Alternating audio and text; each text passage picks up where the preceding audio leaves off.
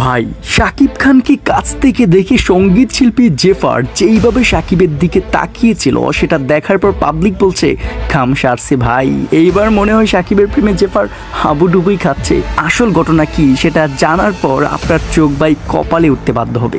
Well, ঘটনা যা হলো সেটা হচ্ছে যে রিসেন্টলি তাণ্ডব সিনেমা দেখার জন্য সিনেপ্লেক্সে আসেন সুপারস্টার শাকিব খান, সাবিলা নূর, জেফার, রায়হান রাফি এবং তাণ্ডব সিনেমার অন্যান্য কলাকুশলীরা। এবং সেখানে সংবাদ সম্মেলনে সাংবাদিকদের সাথে শাকিব যখন কথা বলছিল তখন সঙ্গীত শিল্পী জেফার সুপারস্টার শাকিব খানের দিকে এমন একটি লুক নিয়ে তাকিয়েছিল যে এই তাকানোর ভিডিও এখন সামাজিক যোগাযোগ মাধ্যমে জ্বরের গতিতে ভাইরাল হচ্ছে ভাই। বেসিক্যালি পাবলিক বলছে যেই লেভেলের চমৎকার ড্রেস আপ নিয়ে রেডিশ কালারের স্যুট বুট পরে শাকিব হাজির হয়েছিল সেই অনুষ্ঠানে, এটা দেখে শাকিবের দিকে না তাকিয়ে থাকবে কিভাবে?